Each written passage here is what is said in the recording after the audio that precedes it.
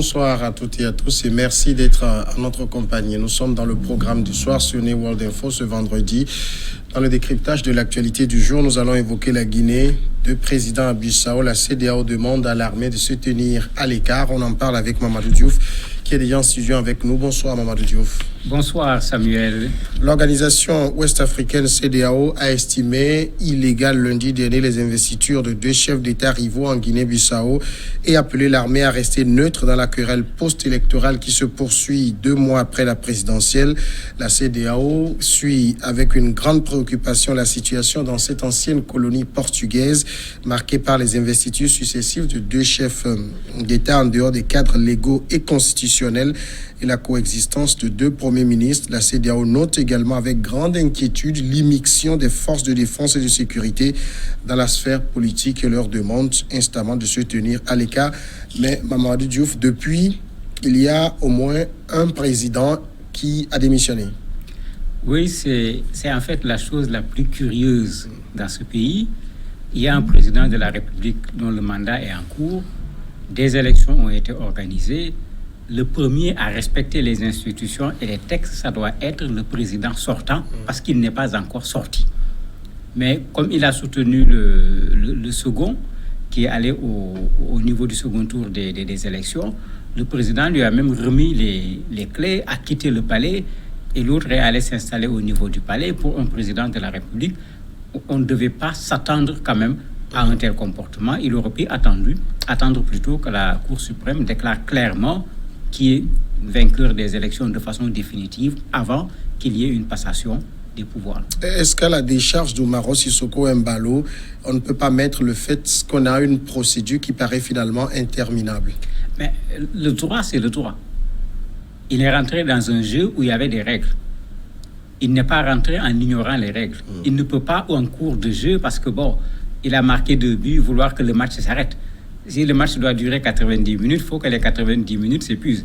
2-0 en cours de match ne signifie pas la victoire nécessairement. Et c'est ce qui se passe actuellement. Ces résultats sont contestés. S'il est convaincu qu'il a gagné les élections, il a intérêt au contraire à ce que sa victoire soit une victoire claire et nette. Quitte même à ce qu'on recompte les voix, qu'on publie les résultats bureau de vote par bureau de vote, pour que quand il sera au pouvoir, qu'on ne soit plus en face d'un président dont on va dire il n'a pas été élu, il y a eu des fraudes, ce n'est pas clair. Il va être élu sur une base extrêmement claire et pour son mandat, c'est ça qui est préférable que ce qu'il est en train de faire dans la précipitation, qui finira même par créer le doute au niveau de certains esprits.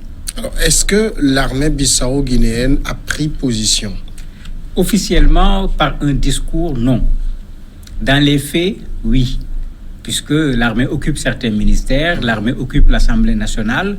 Quand il devait faire son investiture, ils ont demandé à la radio-télévision bissau-guinéenne de venir couvrir. La radio-télévision a refusé parce que on ne savait pas qui nous appelle pour aller couvrir. Et avec ce refus, ils sont allés également occuper la radio-télévision guinéenne au point que les gens se posaient la question, est-ce que on est en face d'un coup d'État? Parce que généralement, dans un coup d'État, c'est ce qu'on fait. Il y a des points stratégiques qu'on part occuper pour dire que l'autre pouvoir est parti. Donc, on ne les a pas entendus, mais on les a vus clairement du côté du président élu Mbalo, aussi bien au moment de l'investiture, dans ses déplacements, etc., de sorte que les gens parlent pour éviter que l'armée ne se mette d'un côté alors que les résultats définitifs n'ont pas encore été proclamé. Umaro Embalo est un ancien général de l'armée, ça joue en sa faveur? Mais très certainement. J'allais dire, c'est leur camarade au niveau des rangs. C'est des gens qui le connaissent et certainement parmi l'armée, il devait être également le candidat de certains parmi eux parce que vraiment une très bonne partie de l'armée s'est retrouvée carrément de son côté. C'est pas pour rien que le président de l'Assemblée nationale, après avoir dit qu'il est président par intérim, s'il se rend compte qu'il y a des menaces aussi sérieuses au point que 48 heures après il abandonne, c'est très certainement parce qu'il a vu qu'il n'y avait pas l'armée pour le protéger, il n'y avait rien.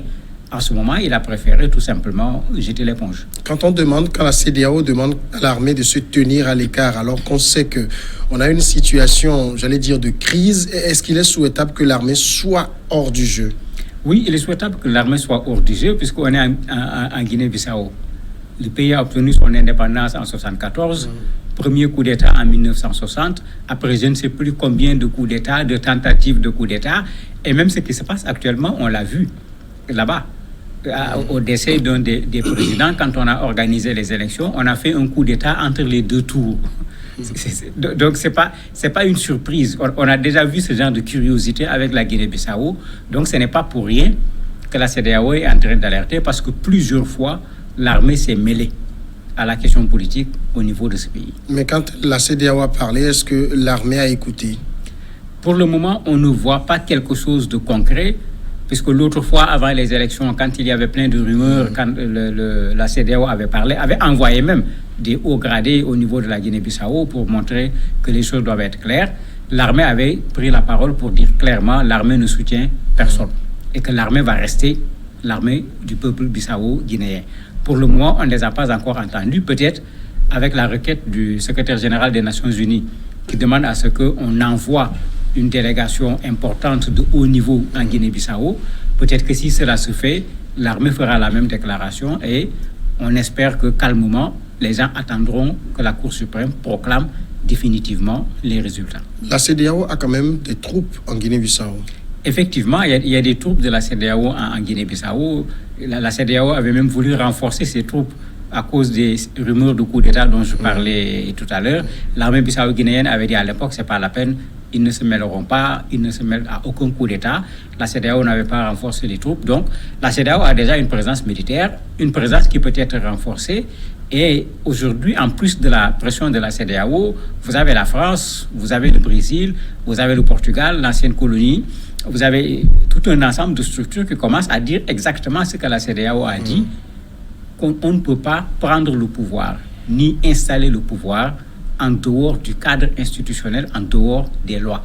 Et malheureusement, c'est ce que le PAIGC avait fait au niveau de l'Assemblée nationale en mettant en place un président par intérim. C'est malheureusement ce que le président élu temporairement, Mbalo, a fait en allant organiser son investiture dans un hôtel, en nommant un gouvernement, etc.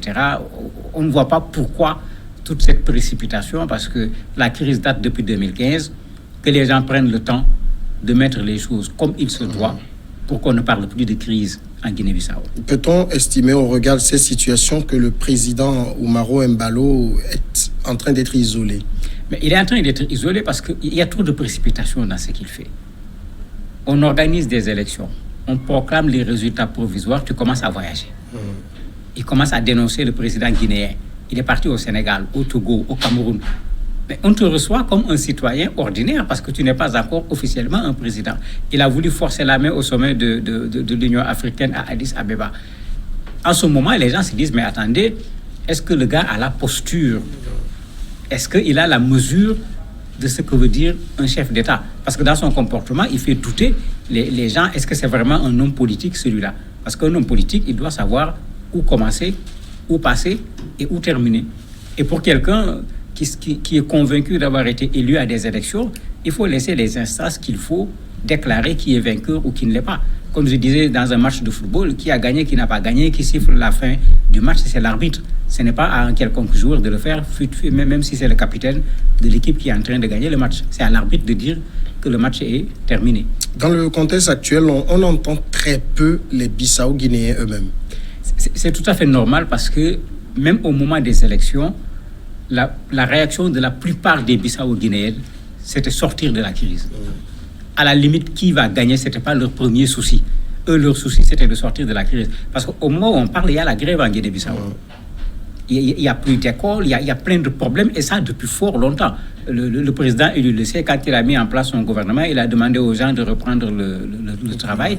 Donc, à côté de la crise politique, il y a une crise sociale extrêmement difficile.